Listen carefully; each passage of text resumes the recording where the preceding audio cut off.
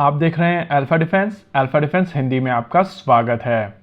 आज के इस वीडियो में हम लोग बात करने वाले हैं तेजस मार्क 2 को लेकर दी गई टाइमलाइंस के बारे में। इस टॉपिक को डिस्कस करने से पहले हम लोग चाहेंगे कि आप हमारे एक वीडियो की पुरानी क्लिपिंग को ध्यान से देखें और फिर चीजों को हम लोग बेहतर कॉन्टेक्स्ट में डाल पाएंगे।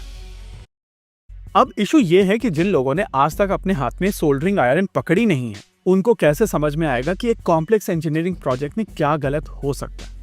जैसा कि इस वीडियो में आप सुन सकते हैं, हम लोगों ने पहले ही इस चीज को स्पेसिफिकली बताया था कि किसी भी इंजीनियरिंग प्रोजेक्ट में कोई भी चीज कभी भी गड़बड़ हो सकती है और प्रोटोटाइप्स को लेकर जो टाइमलाइंस दी जाती हैं वो बेसिकली मीडिया कंजम्पशन के लिए होती है। सुनिए, इस चीज को लेकर भी हम लोगों ने पिछले वीडियो में एक चीज कही थी। अनफॉर्चुनेटली इस समय देश में मीडिया के पास में उतनी क्षमता नहीं है कि वो माइलस्टोन बेस्ड टाइमिंग के बारे में बात कर सके और अगर कोई ऐसा स्टेटमेंट दे तो उसको सही तरीके से प्रोसेस कर सके। यही कारण है कि टेक्नोलॉजिकल लीडर्स जब भी प्रोजेक्ट के बारे में बात करते हैं तो वो एक स्पेसिफिक तरीके की टाइमलाइन दे देते हैं जो मीडिया लेकर घूमती रहती है।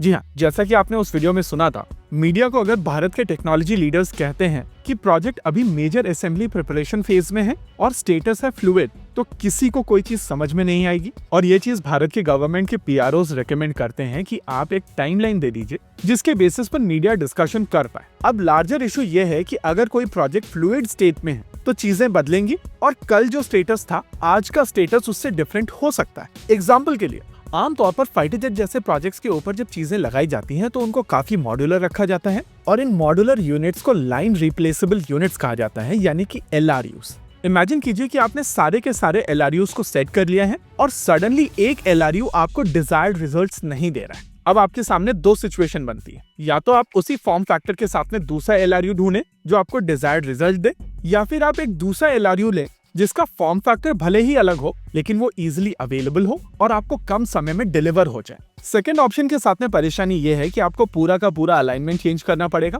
और कई बार जो चीजें ऑलरेडी कपल हो चुकी हैं आपको उसको डीकपल करना पड़ता है, यानी कि यहाँ पर एक प्रॉपर उधेड़ बुन चल रही है। अब अगर इस उधेड़ बुन के चलते आपको कुछ चीजें डीकपल करनी पड़ती हैं तो नेचुरली आपकी ओवरऑल टाइमलाइन डिफरेंट हो जाएगी और कल जो स्टेटस था आज का स्टेटस वहां से डिफरेंट हो जाएगा। अच्छा, यहाँ पर एक चीज क्लियर करना बहुत जरूरी हो जाता है क्योंकि बहुत सारे लोग ये चीज प्रोसेस नहीं कर पा रहे हैं कि हम लोग यहाँ पर किसी चीज को जस्टिफाई नहीं कर रहे हैं, हम लोग यहाँ पर केवल डिटेल्स दे रहे हैं। इन डिटेल्स के बेसिस पर आप अपनी ओपिनियन बना सकते हैं और अगर आपकी ओपिनियन के हिसाब से यहाँ पर किसी की अकाउंटेबिलिटी सेट की जानी चाहिए तो हमें उससे कोई परेशानी नहीं। अच्छा, आज हम लोग तेजस मार्क 2 प्रोजेक्ट के बारे में क्यों बात कर रहे हैं वो समझ लीजिए। HAL के CMD विंग्स इंडिया में मीडिया के साथ में बात कर रहे थे और कॉन्वर्सेशन के दौरान उन्होंने कहा है कि LCA मार्क 2 की पहली उड़ान साल 2027 के पहले क्वार्टर में होनी चाहिए। अब इशू ये है कि ये स्टेटमेंट पिछले दिए गए स्टेटमेंट्स को कॉन्ट्रडिक्ट करता है और बहुत सारे लोग एग्जैक्टली यही क्वेश्चन पूछ रहे हैं।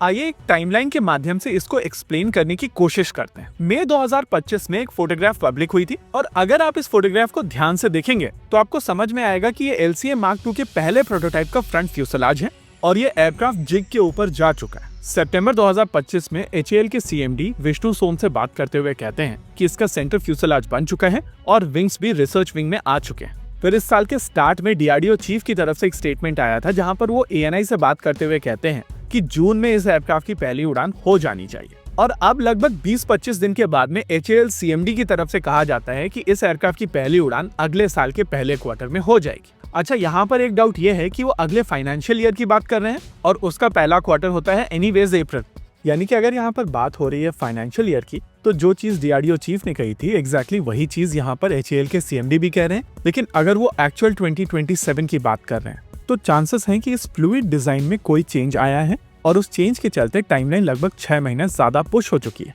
नेवरदलेस तेजस मार्क 2 प्रोग्राम को लेकर हमारा पर्सनल मानना है कि जब तक US के साथ में ट्रेड डील क्लियर नहीं होती है तब तक इस पूरे प्रोग्राम के ऊपर क्वेश्चन बने रहेंगे। अगर रियलिस्टिकली भारत को ये प्रोग्राम आगे ले जाना है तो भारत को दूसरे इंजन सोर्स भी एक्सप्लोर करने पड़ेंगे। इसी के साथ आज के इस वीडियो में रखते हैं केवल इतना ही।